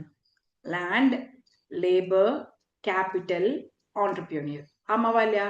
ஒரு கம்பெனி இருக்கணும்னா ஒரு கம்பெனியை செட் பண்ண லேண்ட் வேணும், அங்க ஒர்க் பண்ணதுக்கு லேபர் வேணும், அதுக்கு தேவையான பொருட்கள் வாங்க முதலீடு இருக்கணும், கேபிட்டல், தென் அதை ரன் பண்றதுக்கு ஒரு ஆண்டர்பிரினியர் இருக்கணும். இது 4மே இருந்தாதான் ப்ரொடக்ஷன் ஏற்படும். ஆனா இது 4மே அந்த கம்பெனில ஒரு பயங்கரமான இம்பாக்ட். ஃபார் எக்ஸாம்பிள், நான் ஒரு லேண்டை வாங்கிட்டேன்னா வேற, இதே நான் ஒரு லேண்ட ரெண்ட்டுக்கு எடுத்து அங்க ப்ரொடக்ஷன் பண்றேன்னா, அப்ப அந்த ரெண்ட்டை நான் எதுல கொண்டு போய் செட் பண்ணுவேன்? நான் ப்ரொடியூஸ் பண்ணக்கூடிய ஃபைனல் குட்ஸ்ல செட் பண்ணுவேன். ஆமாவா இல்லையா? அப்ப எந்த அளவுக்கு இதனுடைய விலைகள் இன்க்ரீஸ் ஆகுதோ அந்த அளவுக்கு அந்த ப்ராடக்டோட விலையும் இன்க்ரீஸ் ஆகும். அண்ட் ஆஸ் அ ரிசல்ட் இது யாருக்கு பாதிப்பு? It will impact the consumer. உதாரணத்துக்கு ஏதாவது ஒரு எக்ஸாம்பிள் இப்படி சொல்லுங்க பார்க்கலாம். நான் முன்னாடி எல்லாம் நான் இவ்வளவுதான் மேம் வாங்கினேன், இந்த காஸ்டுக்கு வாங்கினேன், இப்ப என்ன மேம் இவ்வளவு சொல்றாங்கன்ட்டு. உங்களோட சின்ன வயசு மெமரிஸை வச்சு கம்பேர் பண்ணுங்களேன் ஏதாவது. I remember I used to buy a ink pen in my school days. I think அப்ப வந்து அது 25 rupees என்னவோதான். பட் இன்னைக்கு அதே இங்க் பென் நியர்லி 150 rupees. அப்ப இந்த சேஞ்ச் ஓவருக்கு என்ன ரீசன் நினைக்கிறீங்க? விலைவாசி ஏறுது, லேண்டோட வேல்யூ ஏறுது, people, labours standard of living ஏற்ற மாதிரி சேலரி கேட்கறாங்க. அப்ப இது எல்லாமே நமக்கு ஃபைனல் குட்ஸ் மேல இம்பாக்ட் ஏற்படுத்தும். சரியா? இப்போ நம்ம இங்க 4 ஃபேக்டர் பார்த்தோம் இல்லையா? இந்த 4 ஃபேக்டர்ல சில முக்கியமான ஃபேக்டர்ஸோட ஃபீச்சர்ஸ் நம்ம கண்டிப்பா தெரிஞ்சுக்கணும். மை டியர் ஸ்டூடெண்ட்ஸ், இப்போ மேம் நீங்க இது சொல்லி கொடுத்துட்டீங்க, இந்த நோட்ஸ் படிச்சா போதுமான்னு கேட்டீங்கன்னா தாராளமா போதும். இப்போ இது கூடவே நான் உங்களுக்கு ஸ்கூல் புக்கோட பர்டிகுலர் சாப்டர்ஸும் அட்டாச் பண்ணியிருப்பேன். ஸோ நீங்க என்ன பண்ணலாம்னா, இப்போ இந்த நோட்ஸ் படிச்சுட்டு பிடிஎஃப் படிச்சுட்டு எந்த ஸ்கூல் புக்கோட மெட்டீரியல் நான் அட்டாச் பண்ணியிருக்கேனோ அண்ட் இதை தவிர்த்து வேற ஏதாவது மெட்டீரியல் நான் அட்டாச் பண்ணியிருந்தாலோ அதையும் டவுன்லோட் பண்ணி இது கூடவே படிச்சுட்டீங்கன்னா உங்களுக்கு கம்ப்ளீட்டா எல்லாமே கவர். புரிஞ்சுதுங்களா? ஃபைன் மேம், இதோட ரெக்கார்டிங் எஸ் எஸ் எஸ் தோஃபியா ரெக்கார்டிங் இருக்கும். நீங்க வந்து ஆப்ல கிளாஸ் ஜாயின் பண்ணியிருந்தீங்கன்னா ஆப்லயே நீங்க பார்க்கலாம் ரெக்கார்டிங். ஓகேங்களா? யார்கிட்ட ரெக்வஸ்டே கேட்க வேணாம், நீங்க டைரக்டா ஒரு 2 hours கழிச்சு ஆப்லயே பார்க்கலாம். ஓகே, அப்படி இல்லை நீங்க இன்னும் கோர்ஸ் ஜாயின் பண்ணாத ஸ்டூடெண்ட் இருந்தா இந்த ஃபர்ஸ்ட் டே கிளாஸ் வந்து நம்ம யூடியூப்ல இருக்கும், யுகாஸ் அகாடமி யூடியூப் சேனல்ல நீங்க பார்க்கலாம். ஓகே, நெக்ஸ்ட் இப்ப ஃபீச்சர்ஸ் ஆஃப் லேண்ட். லேண்டோட ஃபீச்சர் என்ன? லேண்டுக்கு என்ன மேம் ஃபீச்சர் இருக்க போகுது அப்படின்னு நினைக்கலாம், ஆனா அதுக்குமே ஃபீச்சர்ஸ் இருக்கான். அங்க கவனிங்க, free gift of nature. Land இயற்கை கொடுத்தது, ஃபிக்ஸ்டு சப்ளை எப்பவுமே அவைலபிளா இருக்கும், இம்மொபைல் அது ஆனா எங்கேயுமே மாத்த முடியாது. என்னோட இந்த லேண்டை கொண்டு போய் வேற மாநிலத்துல வச்சிடலாமா அப்படின்னா அது முடியுமா? முடியாது. இன்டிஸ்ட்ரக்டபிள், அது வந்து அதாவது கெட்டு போகக்கூடிய தன்மை இல்லை. And heterogeneous, it means all land is not equally productive. நம்மளே பார்த்துருக்கோம் இல்லையா, சில நிலங்கள் பாறையா இருக்கும், அங்கெல்லாம் எதுவுமே பண்ண முடியாது. சில நிலங்கள் வளமா இருக்கும், நல்ல குட்ஸ் எல்லாமே அங்க யூட்டிலைஸ் பண்ண முடியும். சோ எல்லா நிலங்களும் ஒரே மாதிரி கிடையாது. Okay, and passive factor. Passive ஃபேக்டர்னா என்னன்னா, land alone can not produce anything. வேற அந்த லேண்டை வச்சு நான் ப்ரொடியூஸ் பண்ணுவேன்னு சொன்னா முடியுமானா முடியாது. அப்ப இந்த மாதிரி லேண்டுக்குன்னு சில ஃபீச்சர்ஸ் இருக்கு. இதே மாதிரி லேபருக்கு சில ஃபீச்சர் இருக்கா. அந்த ஃபீச்சர் பத்தி மிஸ்டர் ஆல்ஃபர்ட் மார்ஷல் என்ன சொல்றாருன்னா, labour is the use of body or mind partly or wholly with the view for earning a income. அப்போ ஒரு மனுஷனினுடைய உடம்பையோ இல்ல அவனுடைய மனசையோ, அதாவது மூளையையோ முழுசாவோ இல்ல பார்ஷியலாவோ யூஸ் பண்ணி நான் பணம் சம்பாதிக்கிறேன் இல்லையா, அப்ப அவன் தான் லேபர். ஓகே, யாரோட எஃபர்ட்டை எடுத்து நான் பணம் சம்பாதிக்கிறேனோ அப்ப அந்த கேரக்டர் தான் நமக்கு லேபர். இப்ப இந்த லேபருக்கு சில ஃபேக்டர்ஸ் இருக்கு, அந்த ஃபேக்டர்ஸ் தான் இங்க கொடுத்துருக்கேன். சோ இங்க கவனிங்க, first human factor. Labour is a human of production. ப்ரொடக்ஷன்ல லேபர்ன்றவன் ஒரு ஹியூமன் பீயிங். ஆக்டிவ் ஃபேக்டர், எல்லா வேலையும் சேர்த்து செய்யக்கூடியவன் ப்ரொடக்ஷன்ல யாருன்னா இவன் தான். இன்செப்பரபிள், அவனையும் வேலையும் நம்மளால பிரிச்சு எடுக்க முடியுமானா முடியாது. நீ எப்ப வந்து ஒரு வேலையோட அட்டாச் ஆகுறியோ அப்பதான் உன்னை என்னன்னு சொல்லுவோம், லேபர்னே சொல்லுவோம். ஒரு வேலை கிடைக்காததுக்கு முன்னாடி வரைக்கும் உங்களை லேபர் ஆஃப் திஸ் கம்பெனின்னு சொல்லுவாங்களா? சொல்ல மாட்டாங்க. You are employ of IT, I mean you are employ of ஹெச்சிஎல்னு சொல்லுவாங்களா? எப்ப சொல்லுவாங்க? எப்ப நீங்க அந்த கம்பெனிக்குள்ள போயிட்டு அந்த வேலையோட உங்களை ஒன்றி இணைச்சுக்கிறீங்களோ அப்பதான் சொல்ல முடியும். அண்ட் பெரிஷபிள், நீங்க கெட்டு போக தன்மை உண்டான்னு கேட்டா உங்களுக்குமே உண்டா. எப்படின்னா, ஒரு மனுஷனை ஒழுங்கா யூஸ் பண்ணலன்னா அவன் கெட்டு போயிடுவான் அப்படின்னு சொல்றாங்க. அதுக்காக தான் நான் கிளாஸ்லயே சொல்லுவேன் அடிக்கடி, யூ ட்ரெயின் யுவர் பிரெயின் அப்படின்ட்டு. உங்க மூளையை நீங்க ட்ரெயின் பண்ணுங்க. மெமரைஸ் ஆகல மேம்னு சொல்லுவீங்க, மேம் எவ்வளவு படிச்சாலும் ஞாபகமே வரல. அப்போ உங்க பிரெயினை நீங்க ட்ரெயின் பண்ணாம வச்சிருக்கீங்க. சும்மா இப்படி வாசிச்சு விட்டா அந்த பிரெயின் ட்ரெயின் ஆயிடுமானா ஆகாது. அந்த பிரெயினுக்கு பழக்கப்படுத்த வேண்டிய சில விஷயங்கள் இருக்கு. எழுதி எழுதி பார்க்கணும், சொல்லி சொல்லி பார்க்கணும். அப்போ அப்படி நீங்க அதை செய்யலைன்னா உங்களோட பிரெயினுமே பெரிஷ் ஆயிடும், அதாவது கெட்டு போயிடும். Less mobile. இப்போ லேபர் மொபிலிட்டின்றது கொஞ்சம் காலமாக ப்ராப்ளமேட்டிக்கா இருக்கு. எப்படின்னா, நான் I am from Thanjavur ma'am, I can work only near Thanjavur அப்படின்னு சொல்ல ஆரம்பிச்சுட்டாங்க. அப்ப அவங்களை ஷிஃப்ட் பண்றதுமே ஒரு பெரிய தலைவலி. ஷிஃப்ட் பண்ணா அவங்களுக்கு வீடு அமைக்கணும், வாசல் அமைக்கணும், செக்யூரிட்டி அமைக்கணும், லிமிட்டட் பார்கெனிங் பவர். ஆனா இவங்களுக்கு வந்து அந்த அளவுக்கு பார்கெனிங் கெப்பாசிட்டி இருக்காது. அதனால நம்ம கொஞ்சம் சேஃபா ப்ரொடக்ஷனுக்கு கொண்டு போகலாம். தட் இஸ் ஓகே, உனக்கு 10,000 தான் கொடுப்பேன், உனக்கு ஓகேனா வான்னு சொல்லிட்டா வந்ததுக்கு அப்புறம் அவன் வந்து இல்ல செய்ய மாட்டேன்னு சொல்ல மாட்டான். And heterogeneous, labour differ in skill, efficiency and productivity. அப்ப என்ன அர்த்தம்? ஒரு லேபர் எல்லா ஒர்க்கர்ஸுமே ஒரே மாதிரி எஃபிஷியன்டா இருப்பாங்களான்னு கேட்டா இருக்க மாட்டாங்க, டிஃபர் ஆயிட்டே இருக்கும். ஓகே, ஒரு ஆள் ஃபாஸ்டா வேலை செய்வான், இன்னொரு ஆள் செய்ய மாட்டான். அப்போ ஒரு ப்ரொடக்ஷனுக்கு லேபர்னு சொல்லும் போது இத்தனை ஃபீச்சர்ஸ் அசோசியேட் ஆயிருக்கு. புரியுதுங்களா? Now let us go to a division of labor. What is dividing labor? நான் ஆல்ரெடி சொன்னதான், ஆடம் ஸ்மித்தோட வெல்த் ஆஃப் நேஷன் இந்த புக்ல இவர் லேபரை பிரிக்கிறது பத்தின இம்பார்ட்டன்ஸை சொல்லியிருப்பார். How much important is dividing of labor? So நான் சொன்னேன் இல்லையா, ஒரு பின் இண்டஸ்ட்ரியை வச்சு இவர் இத டிசைட் பண்ணியிருப்பார். ஒரு பின்னை ஒரே ஆள் கிட்ட செய்ய கொடுத்தா அது எஃபிஷியன்டா இருக்காது. ஆனா இந்த பின்னை செய்யற வேலைய தனித்தனியா பிரிச்சு விட்டீங்கன்னா அது எஃபிஷியன்டா இருக்கும் அப்படின்ட்டு யூட கிவன். இப்ப இவர் என்ன சொல்லியிருப்பாருன்னா, பிரிச்சு விடுறதுனால ஏற்படக்கூடிய மெரிட்ஸ் என்ன, டிமெரிட்ஸ் என்ன. நிறைய ப்ரொடக்ஷன். ஏன்னா ரெப்படேட்டிவா நான் ஒரே வேலையை செய்யும் போது நான் பழகிடுவேன், ஃபாஸ்டா செய்ய ஆரம்பிப்பேன். அந்த வேலையில நான் ஸ்பெஷலிஸ்ட் ஆயிடுவேன்.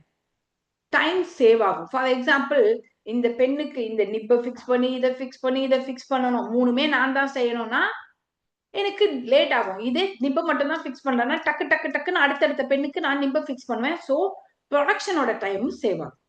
It improves efficiency. In the sense, அதான் நான் ஆல்ரெடி சொன்னேன் இல்லையா, இன்னும் எஃபிஷியன்டா நான் பின்ன மட்டுமே செட் பண்ணனால என் ஃபோக்கஸ் ஃபுல்லா அதுலயே இருக்கனால அந்த வேலை தப்பாக வாய்ப்புகள் கம்மி. அண்ட் லார்ஜ் ஸ்கேல் ப்ரொடக்ஷன், நிறைய லாட்ஸ் ப்ரிப்பேர் பண்ற இண்டஸ்ட்ரிக்கு இந்த மாதிரி தான் பண்ணணும். Reduce the cost of production. So cost of production எப்படி ரெடியூஸ் ஆகும்னா, ஃபர்ஸ்ட் ஒரே ஆள் கிட்ட மூணுத்தையும் ஃபிட் பண்ண கொடுத்தா அவனால ஒரு நாளைக்கு 100 பென் தான் ப்ரொடியூஸ் பண்ண முடியும்னு வச்சுக்கோங்க. இந்த மாதிரி அவன் நிப்பு மட்டும் தான் ஃபிக்ஸ் பண்ண போறான் அப்படின்னா யோசிச்சு பாருங்க, ஒரு நாளைக்கு 1000 பென் கூட அவன் ஃபிட் பண்ண முடியும். அப்போ ஆஸ் ரிசல்ட் எனக்கு ஒரு பெண்ணுக்கு ஒரு ஆள் கிட்ட கொடுக்கும் போது அதுக்கு ப்ரொடக்ஷன் காஸ்ட் 20 rupees ஆகுதுன்னா, இந்த மாதிரி பண்ணும்போது எனக்கு ஹார்ட்லி 4 rupees தான் ஆகும் ப்ரொடக்ஷன் காஸ்ட். அப்போ high level of profit will be maintain. And in encourages use of machinery. Machinery எல்லாம் யூஸ் பண்ணும்போது இந்த மாதிரி லேபர்ஸ் ஒரு பர்டிகுலர் டாஸ்கை செய்யக்கூடிய ஆளா இருந்தா அந்த மெஷினை ஒழுங்கா ஹேண்டில் பண்ணுவாங்க, எக்ஸ்ப்ளாய்ட் ஆகாம பார்த்துப்பாங்க. இது நமக்கு மெரிட்ஸ். ஆனா டிராபேக்ஸ்னு பாத்தீங்கன்னா, மொனோட்டனி ஆஃப் ஒர்க். வேணும் டெய்லி நிப்பியே ஃபிக்ஸ் பண்ணும்போது எனக்கு சம் டேஸ் போர் அடிக்கும். அடுத்த என் மூளை இதுக்கு அடுத்து இதை எப்படி டிசைன் பண்றது ஃபிக்ஸ் பண்றதுன்ற கிரியேட்டிவிட்டியே இல்லாம போயிடும். என்னோட ஸ்கில் என்ன, நிப்பு ஃபிக்ஸ் பண்றது மட்டும் தான் என் ஸ்கில் ஆகும். இதே சடனா கூப்பிட்டு என்ன இதை ஃபிக்ஸ் பண்ணுன்னு சொன்னா எனக்கு தெரியாது. And worker dependency. ஸோ அந்த லேபர் ஒர்க்கரை டிபெண்ட் பண்ண ஆரம்பிச்சிருவான். சப்போஸ் நாளைக்கே இல்லப்பா நாங்க இந்த நிப்புக்கு பதிலா வேற கொண்டு வந்துட்டோம், உங்களுக்கு எல்லாம் வேலை இல்லைன்னு சொல்லும் போது அதிக அளவுக்கு அன்எம்ப்ளாய்மெண்ட் ஏற்படும். டெய்லி காலையில வந்து டெய்லி நிப்பியே ஃபிக்ஸ் பண்றணும் போது ஒரு நாளைக்கு எனக்கு போதரிச்சு எனக்கு என்னடா வேலை செய்யணும், என்ன பண்ணிட்டு இருக்கோம் நம்ம அப்படின்னு தோணும். ஏன்னா கிரியேட்டிவிட்டி இல்லையே, போதரிக்க ஆரம்பிச்சிடும்ல. And health problem. பற்றாக்குறைக்கு இதையே செஞ்சுட்டு இருக்கிறதுனால மென்டலி ஐ கெட் டிப்ரெஸ். என்ன பண்றோம் தெரியாம ஒரு ஸ்டேஜ்ல ஆன்சைட்டி ஏற்படும். So this might create health problem. இப்ப யோசிச்சு பாருங்க, இதுக்கு முன்னாடி எக்கனாமிக்ஸ் நீங்க படிச்சிருந்தீங்கன்னா இதெல்லாம் படிச்சிருக்கீங்களான்னு எனக்கு தெரியல. பட் இன்னைக்கு நான் சொல்லி கொடுக்கும் போது யூ பீப்புளோட அண்டர்ஸ்டுட். ஒரு கம்பெனி தானே நினைக்கிறோம், அந்த கம்பெனில லேண்ட் எவ்வளோ சப்போர்ட் பண்ணணும், லேபர்ஸ் எவ்வளவு சப்போர்ட் பண்ணணும், லேபரை இப்படி பிரிச்சு விட்டா என்ன ஆகும், அப்படி பிரிச்சு விட்டா என்ன ஆகும். That's the reason why company என்ன பண்ணுவாங்கன்னா, ஃபார் எக்ஸாம்பிள் 1 month ஒரு ஆளுக்கு வெறும் நிப்பு ஃபிக்ஸ் பண்ற வேலையை கொடுத்தா அடுத்த மந்த் அப்படியே ரொட்டேட் பண்ணுவாங்க. ஏன்னா நீ அடுத்த மாசம் ஃபுல்லா கீழே பாட்டம் ஃபிக்ஸ் பண்ணிட்டு, அப்பதான் அவனுக்கு வந்து அந்த ஸ்கில் வந்து எரோட் ஆகாது அண்ட் அவனுக்கு வந்து எந்த விதமான லெஸ் ஜாப் சாட்டிஸ்பாக்சன் ஏற்படாது. ஓகே இந்த மாசம் இதை கத்துக்கிட்டோம் அப்படின்ற ஒரு ஃபீல் அவனுக்கு ஏற்படும். Are you clear my dears? மெயின்ஸுக்கு இதெல்லாம் ரொம்ப முக்கியமான கொஸ்டின். இது அப்படியே நீங்க ஆன்சர் எழுதினாலே போதும். ஓகேங்களா? உங்களுக்கு மெயின்ஸுக்கு என்னோட notes will be the best support. Politic மட்டும்தான் என்னோட நோட்ஸ் பெஸ்ட் சப்போர்ட் நினைக்காதீங்க, எக்கனாமிக்ஸுக்குமே இது உங்களுக்கு பெஸ்ட் சப்போர்ட்டா இருக்கும். I you clear? ஸோ இதை தாண்டி எதுவுமே நீங்க ப்ரிப்பேர் பண்ணவே வேணாம். இன்ஃபேக்ட் நான் மற்ற மெட்டீரியல் அட்டாச் பண்றதுக்கான காரணமே ஐயோ நாளைக்கு ஸ்கூல் புக் படிக்கலையே அப்படின்ற ஒரு கில்ட் உங்களுக்கு ஏற்பட்டுற கூடாதுன்ற ரீசனுக்காக தான் ஸ்கூல் புக் எல்லாம் சேர்த்து இன்டெகிரேட் பண்ணி தான் நானும் நோட்ஸ் கொடுத்துருக்கேன். இருந்தாலும் உங்களுக்கு வேணும்னா அதையும் ப்ரிப்பேர் பண்ணிக்கலாம். அது எல்லாமே மேம் நான் எங்க தேடணும்லாம் கேட்க வேணாம். ஆப்ல என்ரோல் பண்ண ஸ்டூடெண்ட் உங்க கிளாஸ் வீடியோ கீழே அட்டாச்மெண்ட் காமிக்கும், அந்த அட்டாச்மெண்ட்டை கிளிக் பண்ணீங்கன்னா அதுக்கான பர்டிகுலர் நோட்ஸ் இந்த பிடிஎஃப் எல்லாமே அட்டாச்மெண்ட்ல இருக்கும். சரிங்களா? இப்ப நெக்ஸ்ட் ஷார்ட்டா சொல்லணும்னா, இன்ஃபேக்ட் இப்ப இவ்வளோ நேரம் ஒரு எக்கனாமிக் என்னென்ன தேவை நம்ம பார்த்தோம், ஆமாவா? இப்ப நம்ம பார்க்கக்கூடியது இந்தியன் எக்கனாமிக்கான ஒரு சின்ன இன்ட்ரோ. இது சின்ன இன்ட்ரோ தான். இந்தியன் எக்கனாமி தனி சாப்டர் நம்ம படிப்போம். பட் இன்னைக்கு ஏன்னா எக்கனாமிக்ஸ் டிஎன்பிஎஸ்சி அப்படின்னாலே இந்தியன் எக்கனாமி தானே நம்ம அதிகம் பார்க்கணும். அதனால இந்தியன் எக்கனாமி பத்தி ஒரு சின்ன இன்ட்ரோடக்ஷன் இன்னைக்கு நம்ம பார்க்கலாம். பாயிண்ட் நம்பர் 1, நம்ம agriculture based economy. So agrarian economy. 1950ல நமக்கு பெருசா இண்டஸ்ட்ரி இருந்ததான்னு கேட்டா கிடையாது, கொஞ்சம் தான் இண்டஸ்ட்ரி. மற்றது எல்லாமே விவசாயம் சார்ந்த இடங்களா தான் இருந்துச்சு. அண்ட் ரெண்டாவது வீக் இண்டஸ்ட்ரி. நான் தான் சொன்னேன் இல்லையா, இண்டஸ்ட்ரியே நமக்கு அப்ப கிடையாது. White spread poverty. அப்ப அன்னைக்கு இருந்த நமக்கு பெரிய பிரச்சனை என்ன, 1950ல எங்க பார்த்தாலும் வேலை இல்ல, எங்க பார்த்தாலும் பசி பட்டினி. சோ இதுக்கெல்லாம் என்ன மேம் காரணம்னா படிச்சவன் யாரும் இல்லை, illiteracy. Low per capita income. For example I remember 1950s என்னோட அத்தை எல்லாம் சொல்லுவாங்க, 100 rupees இருந்தா அவன் பெரிய ஆளாம். ஒரு மாசம் என்ன 2 மாசம் கூட சமாளிக்கலாமா வெறும் 100 rupeesல. ஆனா இன்னைக்கு யோசிச்சு பாருங்க, இந்த 100 rupees வச்சு நம்ம ஒரு நாளை சமாளிக்க முடியுமா? First hardly not. அந்த காலத்துல 100 rupees சம்பளம் வாங்கினா பெரிய ஆளு. பட் இந்த காலத்துல 100 rupees சம்பாதிக்கிறானா, வேணா 100 rupees தானே நீ சம்பாதிக்கிற அப்படின்னு ஆயிடும். So every thing is totally different. 100 rupees தான் ஒரு மாசத்துக்கு 3000. இந்த 3000 வச்சு நம்ம ஃபேமிலி ரன் பண்ணிட முடியுமா இன்னைக்கு? சொல்லுங்க. Obviously not. And backward agriculture. What is a backward agriculture? Agriculture இருந்தாலும் அதுல எந்த விதமான புது டெக்னாலஜி எதுவுமே யூஸ் பண்ணாம பிரிமிட்டிவ் டைப் ஆஃப் அக்ரிகல்ச்சர், பழங்காலத்து மெத்தடையே வச்சு ஏறு கலப்பை மாடெல்லாம் வச்சு நம்ம உழுதுட்டு இருந்தோம். அப்ப ப்ரொடக்ஷன் டிலே ஆகும், பெருசா ப்ரொடக்ஷனும் இருக்காது, அவுட்புட் ஆஃப் தட் லேண்டும் இருக்காது. நெக்ஸ்ட், இப்போ இந்தியன் எக்கனாமி பத்தி சொல்லணும்னா, ஆஃப்டர் இண்டிபெண்டன்ஸ் நம்ம என்ன சூஸ் பண்ண முடிவு பண்ணோம்னா, சோசியலிஸ்டிக் பேட்டர்ன் ஆஃப் சொசைட்டி. இதுதான் நம்ம முடிவு பண்ண பேட்டர்ன் ஆஃப்டர் இண்டிபெண்டன்ஸ். இண்டிபெண்டன்ஸ்க்கு முன்னாடி அப்படி கிடையாது, ஆனா after independence India will be a socialistic pattern of society. எதுக்காக மேம் இதை சூஸ் பண்ணோம்னா, நம்ம எக்கனாமிக்கலா வளரணும். எக்கனாமிக்கலா வளர்ந்தாதான் சோசியல் ஜஸ்டிஸ், சமூக நீதியை நான் கொடுக்க முடியும். என்கிட்ட கஜானா காலியா இருக்கு, பட் நான் எல்லா மக்களையும் நல்லா பாத்துக்கணும், எல்லா மக்களுக்கும் எல்லாம் கிடைக்கணும்னா எப்படி முடியும்? முடியாதுல்ல. அப்ப ஃபர்ஸ்ட் சோசியலிஸ்டிக் பேட்டர்ன். அப்போ what is the socialistic pattern of society? So அந்த மிக்ஸ்ட் economyன்ற ஒரு மாடல் வைக்கணும் இல்லையா? that is சிலது அரசாங்கம் நான் வச்சிருப்பேன், சிலது பிரைவேட் கிட்ட கொடுப்பேன். அதுதான் socialistic pattern of society. So இதனுடைய ஆப்ஜெக்டிவ் என்ன? நான் இந்த பேட்டர்ன் அடாப்ட் பண்ணதுக்கான objective economic growth, social justice, பாவர்ட்டியை கம்மி பண்ணணும், வேலை வாய்ப்பை. ஏன்னா பிரைவேட் கம்பெனிஸ் உள்ள வரும்போது அவனும் கொஞ்சம் வேலை கொடுப்பான், அப்ப ஆட்டோமேட்டிக்கா பாவர்ட்டி கம்மி ஆகும். அண்ட் வசதி இருக்கிறவனுக்கு, இப்படி வசதி இல்லாதவனுக்கு நான் என்னால முடிஞ்சதை கொடுக்கும் போது ஓரளவுக்கு அவங்களுக்கு ரெண்டு பேருக்கும் இடைப்பட்ட இன்இக்வாலிட்டியை கம்மி பண்ண முடியும். சோ பிரைவேட் கம்பெனி இந்தியாக்குள்ள இருக்கும் போது அவன் எனக்கு டாக்ஸ் கட்டுவான், அந்த டாக்ஸ் பணத்தை எடுத்து இல்லாதவனுக்கு நான் ஏதாவது செஞ்சு கொடுப்பேன். அப்போ இப்படி இருக்கக்கூடிய, for example rich becoming rich, poor is always புவர்ன்ற இந்த கேப்பை நான் ஓரளவுக்கு ரிச் பண்ண முடியும். How to improve the economy? சரி மேம், நல்ல விஷயம் தான், சோசியலிஸ்டிக் பேட்டர்ன் இதெல்லாம் பண்ணுன்றீங்க, பட் இந்த எக்கானமியை எப்படி இம்ப்ரூவ் பண்றதுன்னு கேட்டா, இண்டிபெண்டன்ஸ்க்கு அப்புறம் நம்ம என்ன பண்றோம், எப்படியாவது வளரணும், என்னுடைய ஜிடிபி அதிகமாகணும், வேலையை கிரியேட் பண்றோம், பாவர்ட்டியை கம்மி பண்றோம், இன்இக்வாலிட்டியை கம்மி பண்றோம், மொத்தத்துல வெல்ஃபேரை இன்க்ரீஸ் பண்றோம். இது என்னுடைய டார்கெட். அப்ப இந்த டார்கெட்டை நான் ரிசீவ் பண்ணணும்னா ஃபர்ஸ்ட் நான் க்ளோஸ்ட் இக்கானமியா இருக்கேன். க்ளோஸ்ட் இக்கானமினா என்ன? Only public, that is government மட்டும்தான் மேஜர் பிளேயர். ஆனா அது இந்தியாவுக்கு செட் ஆகுமா? நம்ம என்ன அவ்வளவு செழிப்பான நாடா? கிடையாது. இதுதான் 1990s வரைக்கும் நம்மள கொலாப்ஸ் பண்ணதுக்கான ரீசன். 1990sல தான் அடிப்பட்டு மெதிப்பட்டு புத்தி வந்து எல்பிஜியை கொண்டு வரும். எல்பிஜினா கேஸ் நினைச்சிடாதீங்க. லிபரலைசேஷன், பிரைவேடைசேஷன், குளோபலைசேஷன், இந்த சாப்டர்லாம் தனித்தனியா சொல்லி கொடுப்பேன். ஓகே, பட் இது வரைக்கும் நம்ம எக்கானமியில என்னென்ன முன்னேற்றணும்னா இதெல்லாம் தான். இப்போ சரி மேம், அந்த மிக்ஸ்ட் எக்கானமிக்கு ஓகே குரோத்துக்கு செக்டார் என்ன பண்ண போகுது அப்படின்றத அடுத்த கொஸ்டின். செக்டார்னு சொல்லும் போது நமக்கு primary sector, secondary sector, tertiary sector இருக்கு இல்லையா? இந்த செக்டார்ஸ் எக்கனாமிக்கல் growthக்கு எப்படி சப்போர்ட் பண்ணோம்னா, point number 1, government will own and control the enterprises for the welfare and overall economic growth. So நாட்டினுடைய வளர்ச்சிக்காக அரசாங்கம் முக்கியமான ஸ்தாபனத்தை எல்லாத்தையும் கையில வச்சுட்டு ஒர்க் பண்ணும். Sail, BHEL, IOC. ஓகே, அப்போ social welfare, employment, regional development, infrastructure development, இது எல்லாமே யார் பார்ப்பாங்க? கவர்மெண்ட் தான் பார்ப்பாங்க. இப்போ ஒரு கம்பெனி, என்னோட கம்பெனி டெவலப் ஆகணும்னா நான் என்ன சொல்றேன், சார் ரோடே இல்லை சார், அதனால ப்ராடக்ட் இங்கேருந்து இங்க வரத்துக்கு, லைக் ஹார்பர்ல இருந்து ப்ராடக்ட் இந்த எஸ்ஏஐஎல் செயலுக்கு வரத்துக்கு 10 days ஆகுது, அதனால வளர்ச்சி கொஞ்சம் ஸ்லோவா இருக்குன்னு நான் சொல்றேன். அப்ப இவன் என்ன பண்ணுவோம், உடனே ரோடு போடுவோம்.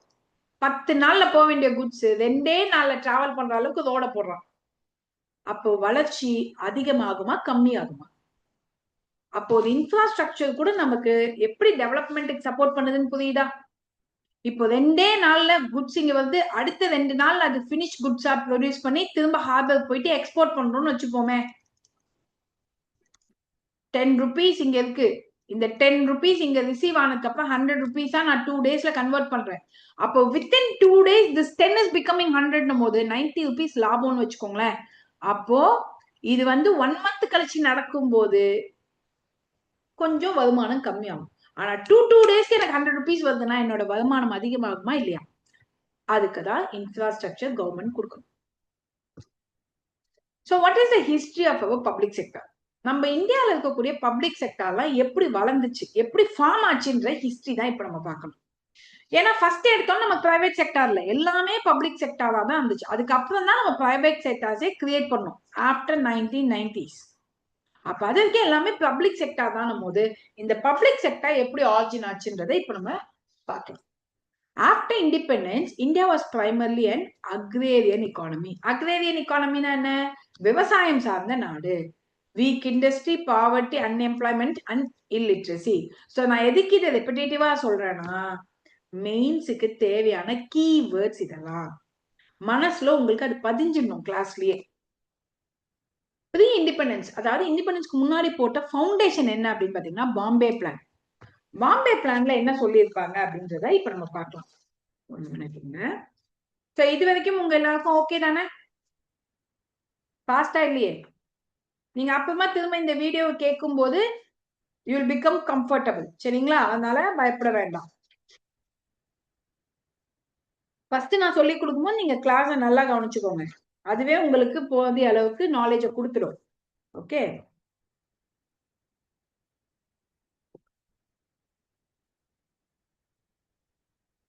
இங்க பாருங்க. Bombay plan 1944. It emphasized the need for government intervention and state-led industrial development. First இவங்க என்ன சொல்றாங்கன்னா கவர்மெண்ட் நீ உள்ள வந்து ரெகுலேட் பண்ணாதான் இண்டஸ்ட்ரி டெவலப் ஆகும். இதுதான் இந்த பாம்பே பிளானோட நோக்கம். சரியா? அப்ப ஃபர்ஸ்ட் ரெகுலேட் பண்ணுன்றான். அதுக்கு அடுத்து கவர்மெண்ட் என்ன பண்றாங்கன்னா இண்டஸ்ட்ரியல் பாலிசி 1948 கிரியேட் பண்றாங்க.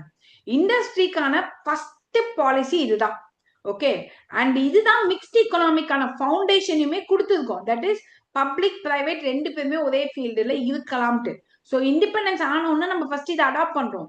ஆனா இந்தியால லிட்ரஸ் ஹை லெவல் ஆஃப் பாப்புலேஷன் இருந்ததே தவிர we were highly illiterate. அதனால யாராலையும் கம்பெனி வந்து பிரைவேட் கம்பெனிஸ் அமைக்க முடியல. அது மட்டும் இல்லாம இன்னொரு பிரச்சனை என்ன இருந்துச்சுன்னா 1950 பெரிய பெரிய கேபிட்டலிஸ்ட் பணம் போடவே பயந்தான். ஆமா, நான் கஷ்டப்பட்டு ஒரு பிரைவேட் கம்பெனியை கிரியேட் பண்ணி ரன் பண்ணுவேன். சடனா கவர்மெண்ட் வந்து மக்கள் நலனுக்காக நீ எடுத்துட்டு போயிடுவ. ஏன்னா இந்த மாதிரி பாலிசிஸ் அப்ப இருந்துச்சு. For example Tata iron and steel இருக்குல்ல, டிஸ்கோ, அது பேரே டாடா தான்.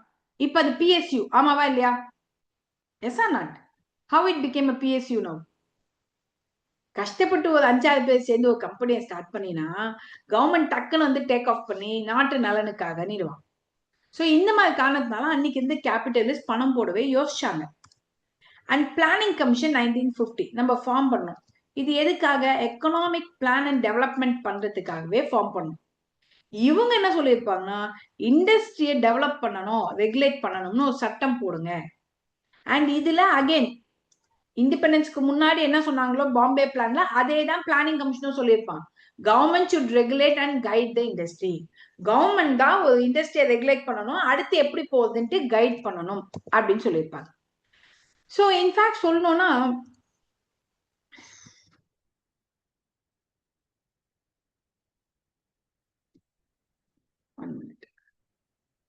இது ஆக்சுவலி நேருவோட பாலிசி. ஓகே, நேருஜியோட policy. It is known as economic constitution of India.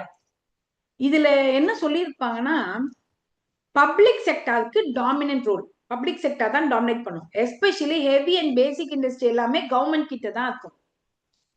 But industry வளர்ச்சிக்கு சப்போர்ட் பண்ணணும்.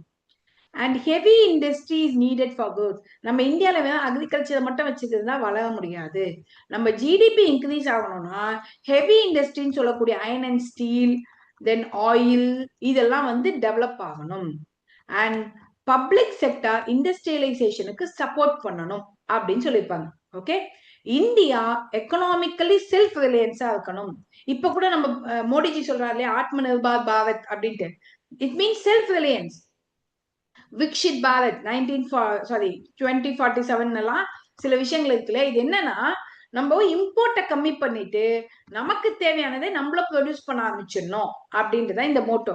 இது நேருஜியும் அந்த காலத்திலே சொல்லியிருக்கார். இன்ஃபேக்ட் இன்னும் ஸ்பெசிபிக்கா சொல்லணும்னா, இதுதான் நம்மளோட பேட்டர்ன் மூவ்.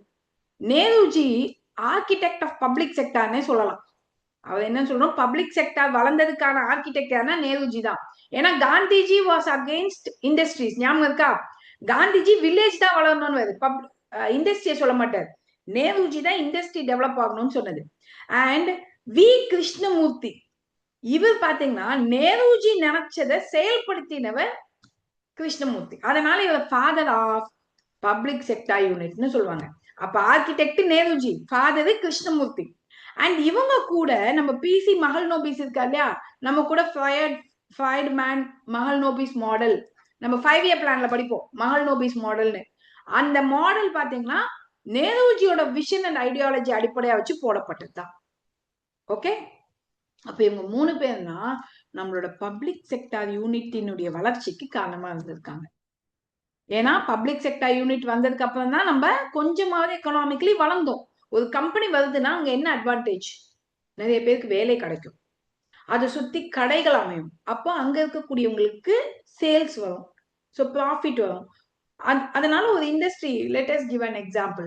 மகேந்திரா சிட்டி கேள்விப்பட்டிருக்கீங்களா? சென்னைக்கு பக்கத்துல, சென்னைக்கு மிக அருகில். Do you all know where is Mahindra city? Chengalpattu கிட்ட இருக்கும். முன்னாடி அது வந்து பாத்தீங்கன்னா, I'm telling about 20 years back during my school days, அதெல்லாம் காடு, ஒண்ணுமே இருக்காது.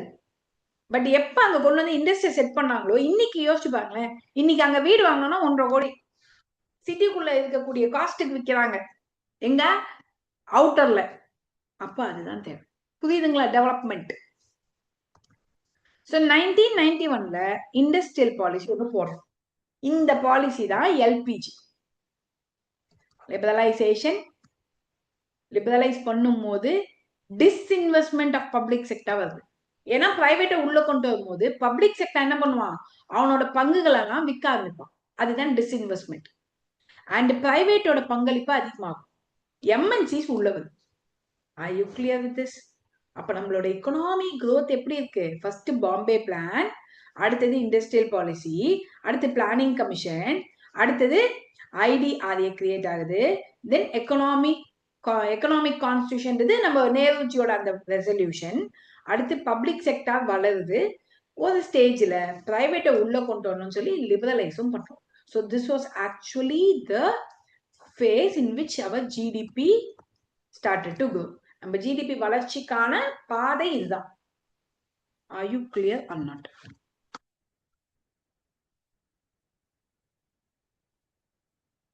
அகைன் நீங்க இண்டஸ்ட்ரியல் பாலிசி எல்லாம் படிப்பீங்க, அப்போ உங்களுக்கு தெளிவாயிடும், கவலைப்பட வேண்டாம்.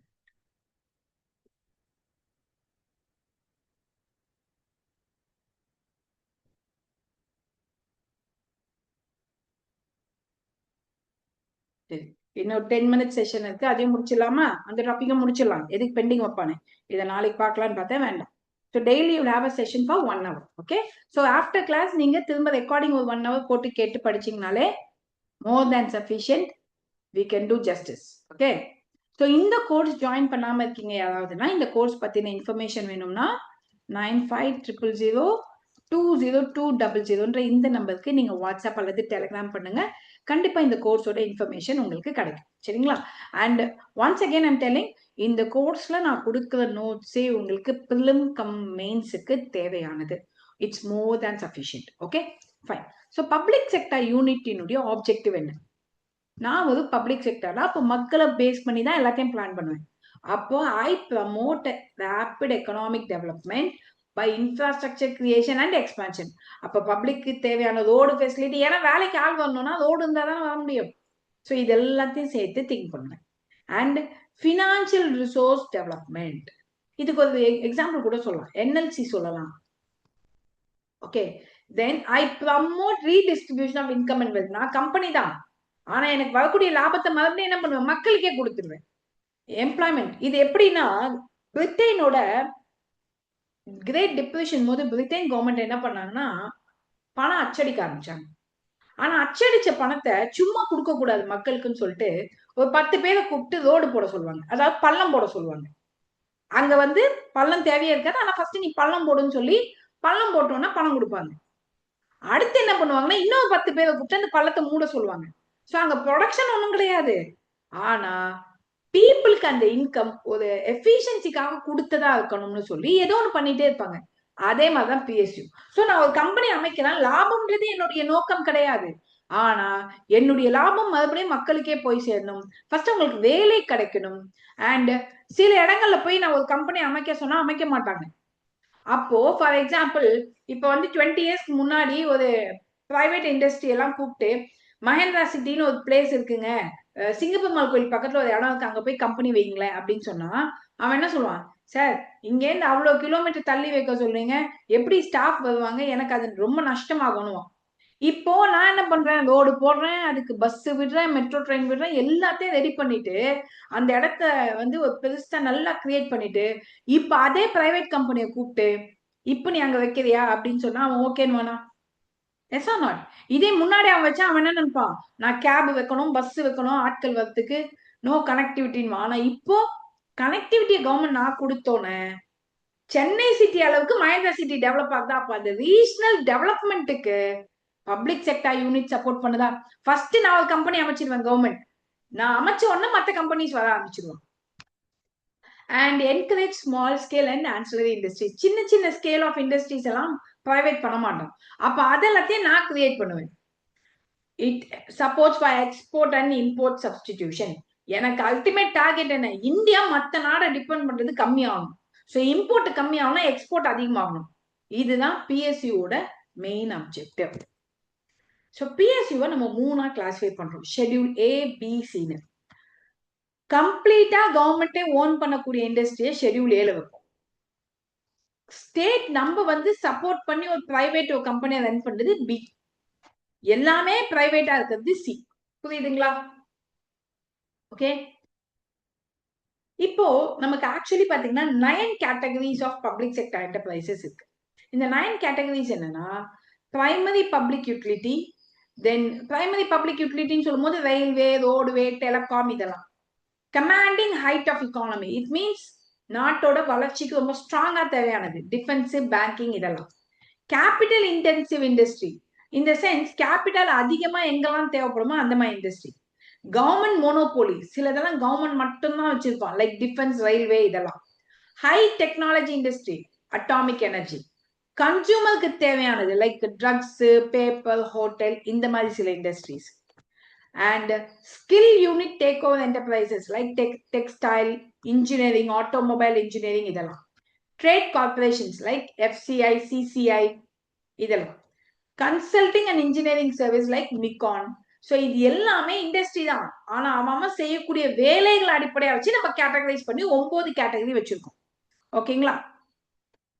ஸோ இப்போ இதுல எப்படி மேம் கொஸ்டின் கேட்பாங்கன்னு நீங்க நினைக்கலாம். ஏதாவது பர்டிகுலர் இதை கொடுத்துட்டு இது என்ன type of industry, primary utility இண்டஸ்ட்ரியா இல்ல கேபிட்டல் இன்டென்சிவ் இண்டஸ்ட்ரியா என்னன்னு கண்டுபிடிக்க சொல்லுவோம். ஸோ இந்த 9 இண்டஸ்ட்ரீஸ் நம்ம நல்லா தெரிஞ்சுக்கிட்டாதான் அதை கண்டுபிடிக்கவே முடியும். இப்ப இங்க பாத்தீங்கன்னா importance of public sector, actually இது ஒன்றும் இல்லை, இந்த பாயிண்ட் தான் உங்களுக்கு அங்க தனியா கொடுத்துருக்கோம்னு நினைக்கிறேன். இதோ இருக்கு. ஆக்சுவலி இது உங்களுக்கு கலர்ஃபுல்லா இருக்கட்டும் இது கொடுத்தேன், பட் இதனுடைய நோட்ஸ் இங்க இருக்கு. சரிங்களா? ஸோ கேபிட்டல் ஃபார்மேஷன், ஏன் பப்ளிக் செக்டர் தேவைன்னா, ஃபர்ஸ்ட் கேபிட்டல், மக்களோட பணத்தை எடுத்து கேபிட்டலா யூஸ் பண்ணி ஒரு இண்டஸ்ட்ரியை வளர்க்க ஃபர்ஸ்ட் நான் ஒரு இண்டஸ்ட்ரின்னு அமைக்கணும். எக்கனாமி டெவலப் ஆகும், என்னோட நாடு வளர்ச்சி அடையும். பேலன்ஸ்டு ரீஜனல் எம்ப்ளாய்மெண்ட், நான் சொன்னேன் இல்லையா, இன்னைக்கு சென்னை பக்கத்துல ஒரு இண்டஸ்ட்ரி, அடுத்து சென்னையில இருந்து 100 கிலோமீட்டர் கழிச்சு ஒரு இண்டஸ்ட்ரினும் போது அங்க இருக்கக்கூடிய மக்களுக்கும் வேலை வாய்ப்பு, ரீஜனலா எல்லா ஏரியாவும் டெவலப் ஆகும். இப்ப Tamil Nadu is best example. Tamil Nadu பாத்தீங்கன்னா 4 காரிடார் வச்சு 4 காரிடாரை ஈக்குவலா டெவலப் பண்ணிருக்கோம், ஆமாவா இல்லையா? இப்ப ஃபார் எக்ஸாம்பிள் தூத்துக்குடி, சென்னை, தூத்துக்குடி, மதுரை கிட்ட, கோயம்புத்தூர், ஸோ எல்லா சைடும் ஒவ்வொன்றும் ரெடி பண்ணி வச்சிருக்கோம். Then employment generation, as I said, அங்க இண்டஸ்ட்ரி அமைச்சா வேலை கிடைக்கும். எக்ஸ்போர்ட்டை ப்ரமோட் பண்றோம். அண்ட் சப்போஸ் ஏதாவது கம்பெனி சிக் இண்டஸ்ட்ரி நலிந்த நிலைமையில இருக்குன்னா அதை நான் டேக் ஓவர் பண்ணி அதை புதுப்பிப்பேன். அண்ட் இம்போர்ட்டை கண்டிப்பா கம்மி பண்ணும். இதுதான் என்னுடைய நோக்கம். ஓகே, இதுக்கெல்லாம் ஃபர்ஸ்ட் நான் பணம் போடணும். ஃபார் எக்ஸாம்பிள், இம்போர்ட்டை கம்மி பண்ணுங்க நான் சொல்லிட்டா மட்டும் நடந்துருமா? நடக்காது. அப்ப ஃபர்ஸ்ட் நான் பணம் போட்டு கவர்மெண்ட் அந்த கம்பெனியை ரன் பண்ணணும். ஸோ எக்கனாமி வளரவும், பீப்புள் நலனும், ஈக்விட்டபிள் டிஸ்ட்ரிபியூஷன், வரக்கூடிய லாபத்தை மக்களுக்கு சரிசமமா கொடுக்கவும், எம்ப்ளாய்மெண்ட் ஜென்ரேட் பண்ணவும், நமக்கு தேவையானதை நம்மளே அடைஞ்சோம் அப்படின்ற செல்ஃப் ரிலையன்ஸ், அண்ட் இந்த கம்பெனிஸ் வரதுனால ரோடுகள் நல்லா இருக்கும், இன்ஃப்ராஸ்ட்ரக்சர், இது எல்லாத்துக்குமே ஃபர்ஸ்ட் என்ன வேணும்? பப்ளிக் செக்டார் யூனிட் தேவை. ஒத்துக்கிறீங்களா? I able to understand. ஒரே விஷயம் தான் ரிப்பீட் ஆயிட்டே இருக்கும். நீங்க இதை நான் ரிப்பீட் பண்ண நீங்க மைண்ட்ல கொண்டு போயிட்டீங்கன்னா ஆன்சர்ஸ் நீங்க கிளியரா எழுத ஆரம்பிச்சிருவீங்க. ஸோ அதனுடைய நோட்ஸ் தான் இது. இப்போ நமக்கு இப்போ கொஞ்சம் வருஷமா நம்ம என்ன பண்ணிட்டோம்னா கம்பெனிஸை கேட்டகரைஸ் பண்ண ஆரம்பிச்சிட்டோம். Maharatna, Navratna, mini Ratna companies. இதெல்லாம் என்னன்னு சம்டைம்ஸ் எக்ஸாம்ல கேட்பாங்க. இந்த ரத்னான்ற ஸ்டேட்டஸ் என்னன்னா, சென்ட்ரல் பப்ளிக் செக்டார் என்டர்பிரைசஸ்க்கு டிபார்ட்மெண்ட் ஆஃப் பப்ளிக் என்டர்பிரைசஸ் இருக்காங்க இல்லையா, அவங்க பினான்சியல் அண்ட் ஆபரேஷனல் அட்டானமி கொடுப்பாங்க. எந்த அளவுக்கு பணம் வச்சுக்கலாம், எந்த அளவுக்கு அவங்களுக்கு பவர்ஸ் இருக்குன்றதை பேஸ் பண்ணி 3ஆ கேட்டகரைஸ் பண்ணுவாங்க கம்பெனியை. இது யார் பண்ணுவாங்கன்றது முக்கியம், department of public enterprises. So classify பண்ணும்போது first Maharatna is the highest one, Navratna is the middle one, and mini Ratna entry level company. இப்போ கரண்டா இதுல 14 இருக்கு, இதுல 26, இதுல 74 இருக்கு. ஸோ எலிஜிபிலிட்டி பாத்தீங்கன்னா நவரத்னாவா இருந்தாதான் மகாரத்னாவா கன்வெர்ட் ஆக முடியும், மினி ரத்னாவா இருந்தாதான் நவரத்னா ஸ்டேட்டஸ் வாங்க முடியும்.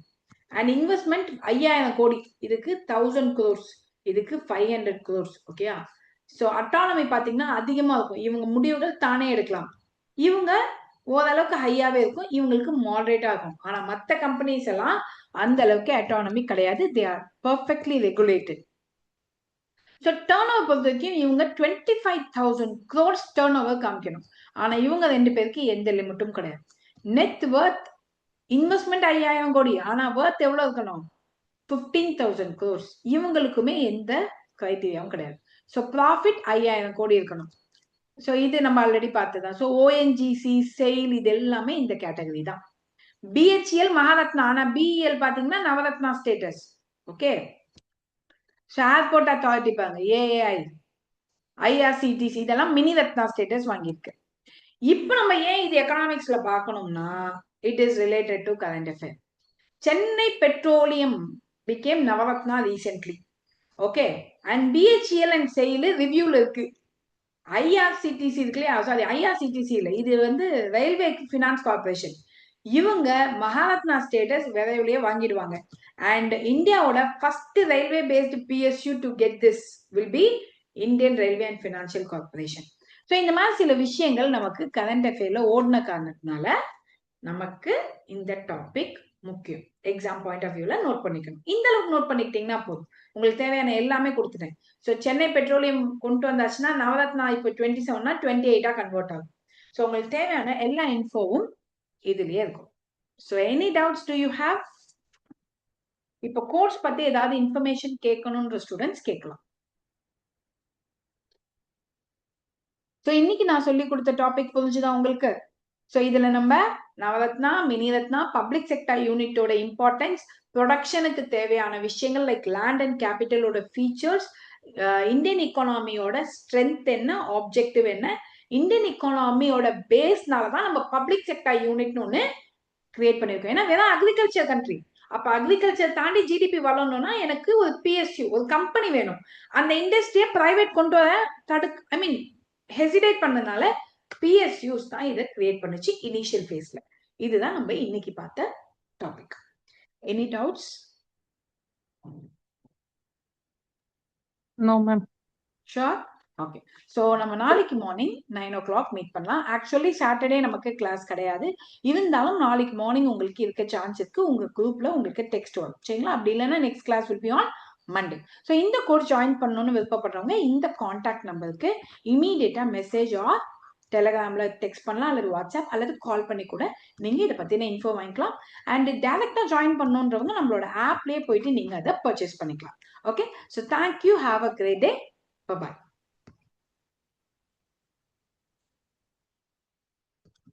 ஒன் மோர் திங், ஃப்ரீயா பாக்குறவங்க இதை அடுத்து பார்க்கணும்னா யூடியூப்ல இருக்கும், நீங்க அதுல போய் பார்த்துக்கலாம்.